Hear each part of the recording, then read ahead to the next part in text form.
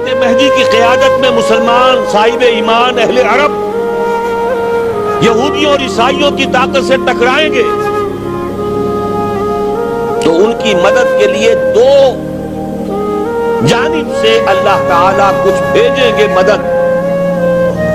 ایک تو آخری مرحلے میں مدد آئے گی حضرت مسیح عیسیٰ ابن مریم کا نزول، جو یہودیوں کی طرف رسول بنا کر بھیجے گئے تھے. انہیں یہودیوں نے اپنے خیال میں سولی پر چڑھا دیا، لیکن اللہ نے فرمایا وما صلبوہ وما قتلوہ ولکن شبہ لہم بل رفعہ اللہ الیہ. اللہ تو اپنی طرف اٹھا کر لے گیا.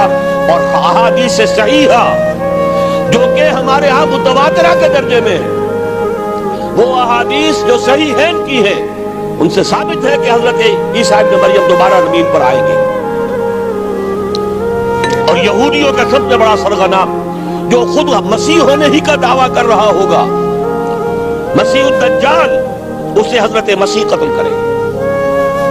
لیکن ایک دوسری حدیث سے معلوم ہوتا ہے کہ مشرق سے فوجیں آئیں گی حضرت مہدی کی مدد کے لیے.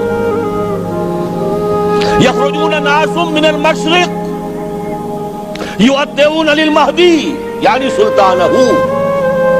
مشرق کی طرف سے فوجیں آئیں گی کہ جو مہدی کی حکومت کو مستحکم کریں گے. خراسان کا لفظ آتا ہے ایک دوسری حدیث میں. خراسان سے سہ عالم چلیں گے، انہیں کوئی نہیں روک سکے گا یہاں تک کہ وہ یروشلم میں جا کر رسم ہو جائیں گے. اور حضور کے زمانے میں اچھی طرح سمجھ لیجئے، ہند کسے کہتے تھے حضور کے زمانے میں؟ پاکستان ہند میں شامل نہیں تھا. سندھ و ہند، سندھ ایک مکمل ملک تھا، ہند اس کے بعد شروع ہوتا تھا.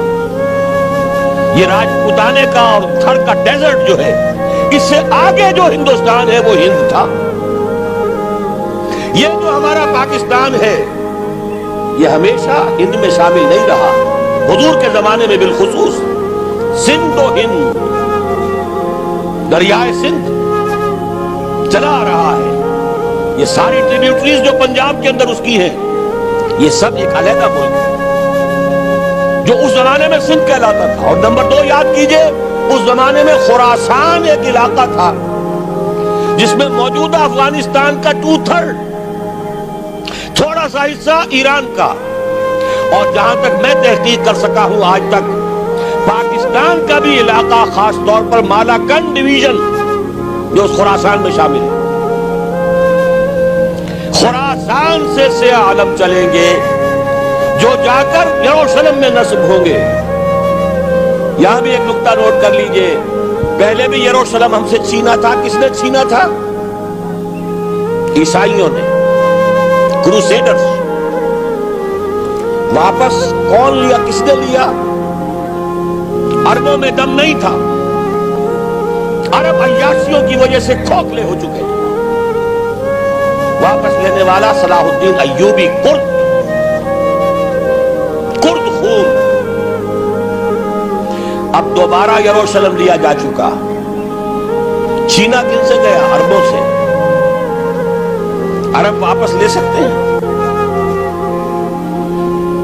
کوئی اندیشہ اگر ہو سکتا تھا عراق کے بارے میں کہ شاید اس کے ایٹمک دانت نکل آئے،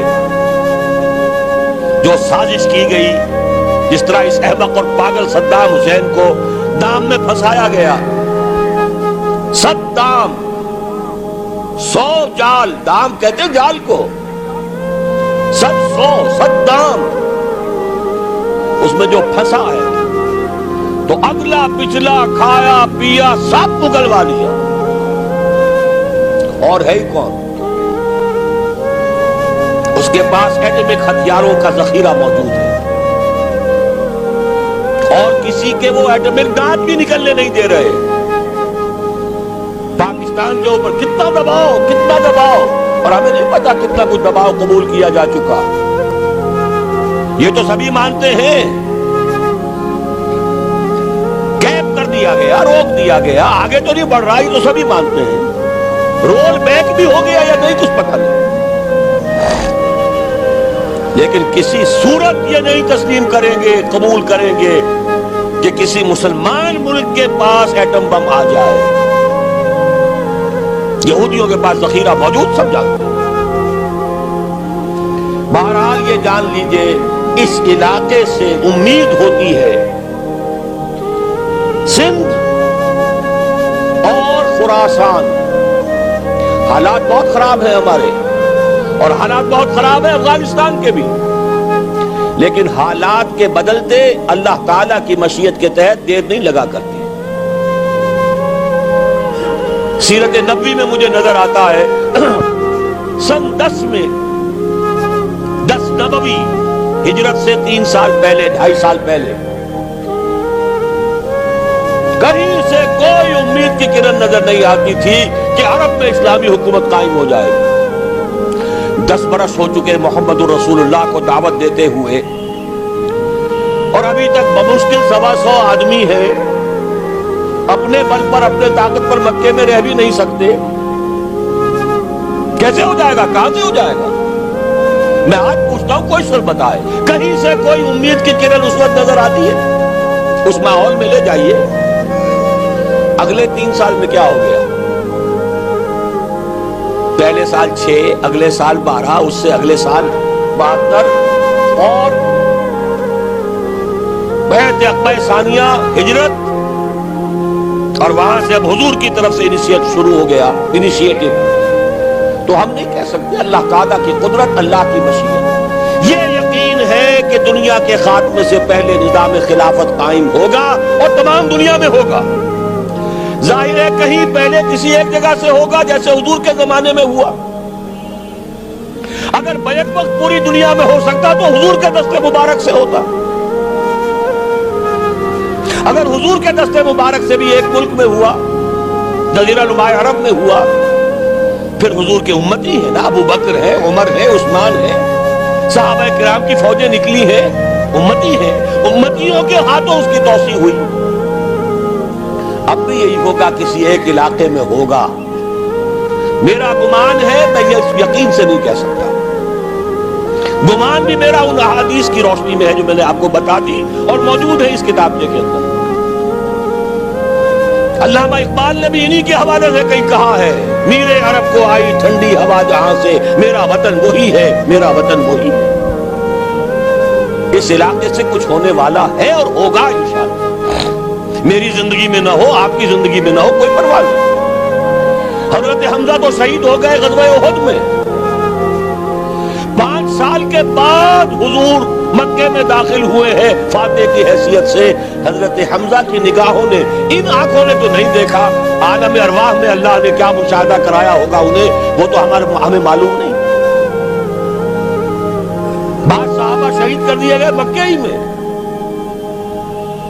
بہت بڑی کامیابی. اپنی جان لگا دیں، اپنے آپ کو کھپا دیں، اپنے آپ کو مٹا دیں. جس طرح روڑی کوٹ کر بنیادوں میں بھر دی جاتی ہے، ہماری ہڈیوں کا چورا بنا کر اور ہمارے خون کے اندر اسے گوندھ کر اگر وہاں ڈال دیا جائے، اس سے بڑی سعادت کوئی نہیں. اس پر تعمیر ہو خلافت علی منہاج النبوہ کی، ہم اس کی بنیاد کے اندر دفن ہو جائیں، یہی بہت بڑی سعادت ہے. لیکن یہ ہوگا. میں نے عرض کیا تھا کہ یقین ہے مجھے کہ ہوگا، اور ہر صاحب ایمان کو یقین ہونا چاہیے کہ ہوگا.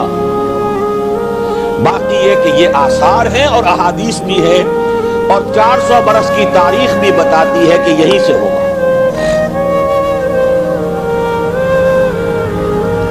1000 برس تک سارے مجددین امت عالم عرب میں پیدا ہوئے. 11ویں صدی کا مجدد اعظم شیخ احمد سرہندی کہاں دفن ہے؟ سرہند میں، ہندوستان میں. 12ویں صدی کا مجدد اعظم شاہ ولی اللہ دہلوی کہاں دفن ہے؟ دہلی میں.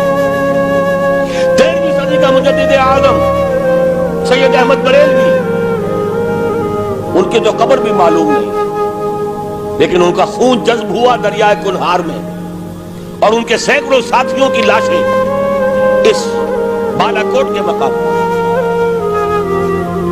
14ویں صدی کے مجدد اعظم شیخ الہند، لیکن ان کے ساتھ ساتھ اتنے اعظم رجال، علامہ اقبال جیسا مفکر، مولانا مودودی جیسا مصنف، مولانا الیاس جیسا مبلغ کہیں اور ہمیں دکھا دیجئے آپ۔ میں کل کہیں عرض کر رہا تھا، دیکھیے پہلے جو 10,000 برس تک ہر خیر ہندوستان میں باہر سے آ رہا تھا۔ معین الدین اجمیری باہر سے آ رہے ہیں، شیخ علی حجویری باہر سے آ رہے ہیں، سندھ میں جتنے اولیاء دفن ہیں سب کے سب باہر سے، ایران سے چلے آ رہے ہیں۔ لیکن جیسے ہی 11ویں صدی شروع ہوئی ریورس ہو گیا آرڈر۔ اب سلسلہ مجددیہ نقشبندیہ اب ہندوستان سے نکل کر پھیل رہا ہے، پورا افغانستان، پورا ترکستان، تمام یہ ترک ریاستیں جو آزاد ہوئی ہیں ابھی USSR کے خاتمے کے بعد، یہاں تک کہ سائپرس، جزیرہ قبرص، پورا ترکی جو اب بھی ہے موجودہ ترکی، سلسلہ مجددیہ نقشبندیہ کہاں سے چلا؟ ہندوستان سے پھیل گیا پورے عالم اسلام۔ مفکر، علماء دین کا اور تمام علوم دینی کا مجدد شاہ ولی اللہ دہلوی، خالص ترین جہاد فی سبیل اللہ دور صحابہ کے بعد جماعت مجاہدین جام شہادت نوش کیا، سینکڑوں ہمارے مجاہدین۔ پھر 14ویں صدی میں اقبال جیسا مفکر، مودودی جیسا، دوبارہ دوہرا رہا ہوں، مصنف، مولانا الیاس جیسا مبلغ مجھے تو کہیں نظر نہیں آتا۔ تمام مسلمان ممالک آزاد ہوئے، کہیں اسلام کا نام نہیں لگا، نہ سرکاروں نے نعرہ لگایا، نہ کہیں کسی اور نے نعرہ لگایا۔ عربوں نے بھی عرب نیشنلزم کا نعرہ لگایا، اسلام کا نعرہ نہیں۔ تحریک پاکستان میں نعرہ لگا، پاکستان کا مطلب کیا؟ لا الہ الا اللہ۔ صبح عرض کر چکا ہوں، تحریک خلافت پوری دنیا میں کہیں نہیں، صرف بر عظیم پاک و ہند میں۔ اور کیسی تحریک خلافت کہ ہندو شریک ہوئے، گاندھی شامل ہوا، پورے ہندوستان کو جس نے بجھا دیا۔ یہ دوسری بات ہے کہ جب خود مصطفیٰ کمال نے ختم کر دیا تو کیا کرتے؟ مدعی سست گواہ سست۔ نوٹ کرنے کی بات ہے، کچھ آثار ہیں، 400 سال کی تاریخ ہے، بتا رہی ہے پاکستان کا قیام خود ایک معجزہ۔ یہ ساری چیزیں مشیت ایزدی میں کسی بڑے خیر کا پیش خیمہ